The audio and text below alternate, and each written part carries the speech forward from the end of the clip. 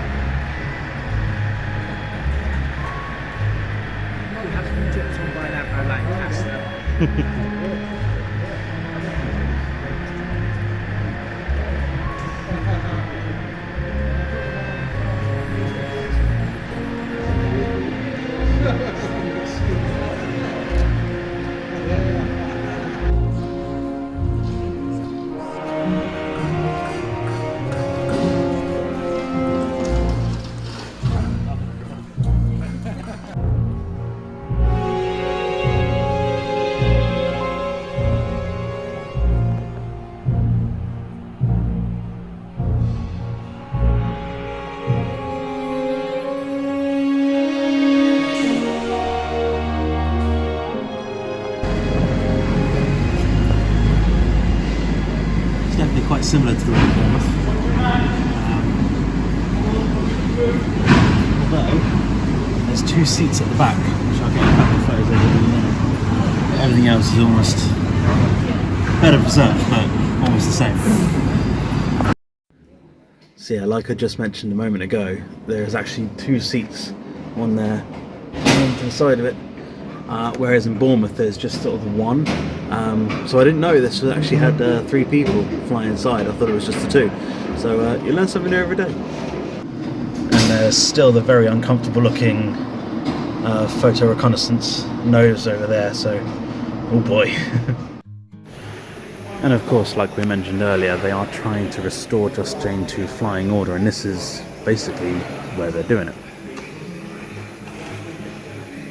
Working quite hard day and night to hopefully get her back in the skies.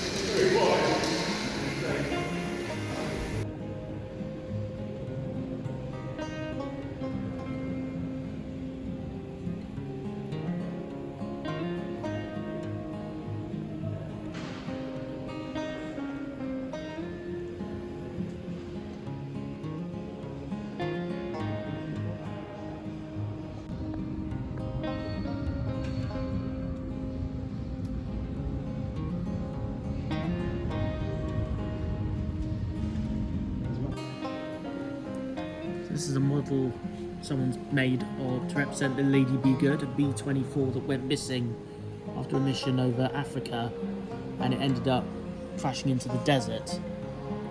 And it went missing, crashed in the desert for several decades, and it wasn't discovered until 1958 by a BP oil team. That's a part of the plane they've managed to bring back.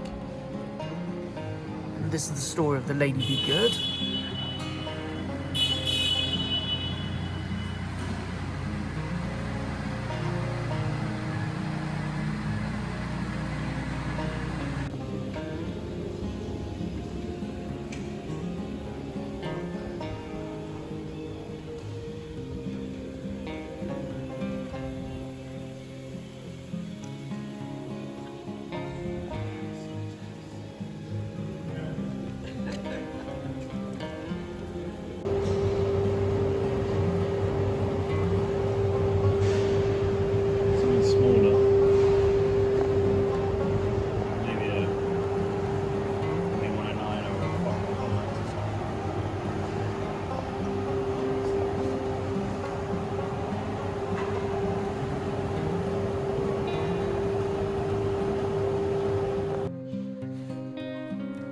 remembers when phones had to be connected through one of these things. I think my mum and dad will remember. And here's a replica of the flight deck of a Halifax Halifax.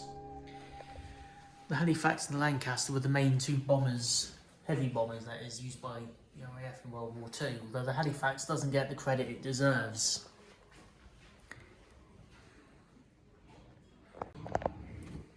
There's a World War II bomb. And here are some first aid supplies that would have been common practice in 1940s England. There's a really old-fashioned camera up there. Back in the war, they used to tape up their windows like this, so if the windows blow in because of a bomb, they wouldn't damage people too badly. I don't know if it actually worked, but that was sort of the theory of it. Yeah, the idea was that if the window shattered, it wouldn't blow into the house so much. It would just kind of break into chunks. Yeah. And there's some old-fashioned radios. Old-fashioned? It's called vintage these days, don't you know? And get this one. Right, so we're in a blackout exhibition. It's all dark in here, which is really cool. But this little bit's all lit up, and you can probably just about make out my camera. We're about to enter what is supposed to be an Anderson shelter. This is damn creepy, honestly. But very cool. Very, very cool. Ladies, if you wanted to get married in the 1940s, this is what your rations would have got ya. Although if you wanted it to be a bit bigger, you'd probably have to find your own silk and offcuts to make it customised. And we got some more home products from the 1940s all around here. A couple of different flags. There's a P-47 Thunderbolt model up there. You can just about see the Desert Messerschmitt 109 up there as well. This is the fuselage and wing spar section from a recovered Vickers Wellington bomber. A plane partly designed by Barnes Wallace when he was at Vickers. Very popular bomber during the early years of World War II for the RAF before it was quickly antiquated by the likes of the Halifax and the Lancaster. How cool is this? This is a restored flight deck mock-up for a Heinkel HE-111, one of the main bombers used by the Luftwaffe in World War II. Well, it's so cool to see that, because there's not many HE-111s left in the world, and to be quite honest, you're probably not going to get in their flight decks easily. The museums probably wouldn't allow it, so this is very nice to see. Just to the left of it is a full Rolls-Royce model. I see what you mean. Hold on, go back, stand next to it, Matt. So, as you can see on my camera, that's how tall Matt is. That's how big that Merlin engine is, just for size comparison to a real human.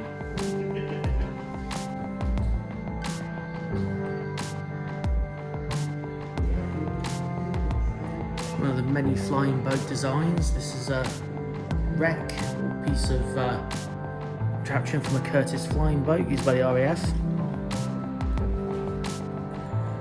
That's what the plane actually looked like when it was all together. And that was East Kirby Aviation Heritage Centre. It's a small and sweet museum, definitely worth a visit. There's not just aeroplanes, there's also bits on the home front. Yeah, it's incredible. Some kind of interactive parts which are also kind of creepy, if I'm honest, like the air raid bit. Maybe for it. But overall, absolutely amazing little couple hours out. And if you're lucky, make sure you bring a decent lens on a camera, because you might even see a couple of typhoons flying around. We saw 6 typhoons fly over us, and that is... And tomorrow we'll be filming another vlog, which will be actually at Coningsby Airfield, so that will be coming up shortly after this video. Anyway, thank you all so much for watching the SouthernAirs video. Hope you enjoyed yourselves. Safe travels. And we'll see you again in the next one.